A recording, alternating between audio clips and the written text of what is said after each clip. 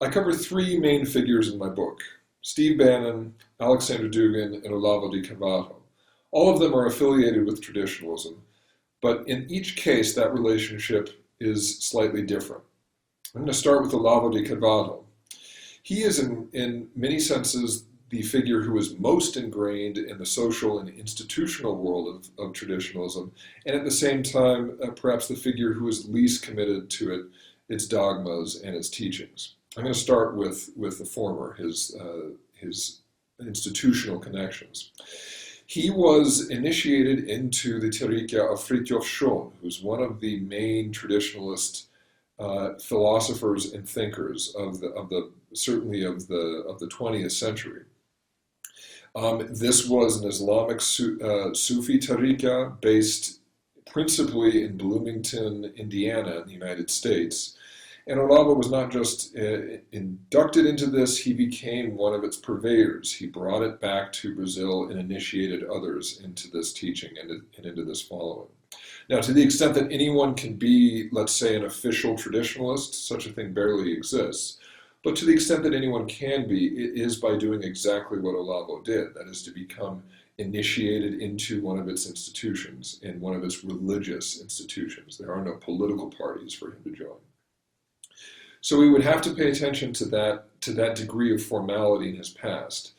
Meanwhile, traditionalism was just one of many ideological schools that he allied himself with. And he moved out of official institutional traditionalism later, after having joined the Tariqa, even though he continued to teach and celebrate its authors to his students for years afterwards. And we see it today certainly as one of his distinguishing ideological characteristics, one way to separate him from other conservative thinkers, other conservative Catholic thinkers, for example, around the world. Nonetheless, if you compare him to, let's say, Aleksandr Dugin, we see a number of contrasts. Aleksandr Dugin was never initiated into a religious line, as far as we know, that was connected to the early traditionalists in the way that Olavo de Carvalho was. But he certainly has been more dogmatic in following its teachings, even to today. He notably looks at the world and sees a division between tradition and modernity in terms of nation states, in terms of geopolitics. He thinks more specifically that Russia, especially post-Cold War Russia, post-communist Russia, represents a force of tradition in the world, and that the United States represents a force of modernity. And it's on those very bases that he has been pushing for conflict between the two states and hoping to see Russia advance its positions throughout the world. It's not necessarily because he simply loves Russia, but he thinks that it is advancing this spiritual fight in world politics. Now, Dugin had a debate with Olavo. It's something that I cover extensively in the book, and the two of them disagreed about the extent to which tradition and modernity could manifest in geopolitics.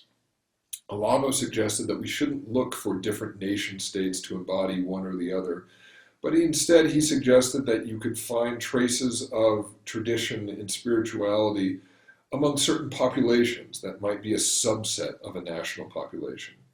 He was particularly interested in the rural population of the United States, which he thought was especially spiritually grounded and based, and to be celebrated for that reason. He saw them as being opposed to, let's say, an international Western finance. That way of framing traditionalism, that way of framing this opposition between what is good and bad, what is spiritual and material, that was something that I saw manifest with Steve Bannon. I don't think it's an accident. He read Dugin's and Olavo's debates and found a way for himself to be an American nationalist in Olavo's version of traditionalism in ways that he couldn't quite with Dugin.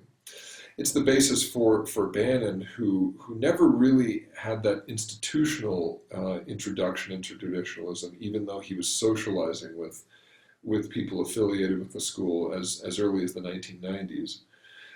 It was a way for him to say that He did not believe in an American nationalism and an American identity defined by documents like the Constitution, these Enlightenment universal documents, but instead that it was the essential spirituality of rural America that he thought defined the nation in which he wanted to fight for against a more secular, materialistic establishment. And it was on that basis as well that he still also reached out to Aleksandr Dugin in hopes of finding common cause and networking and coordinating together.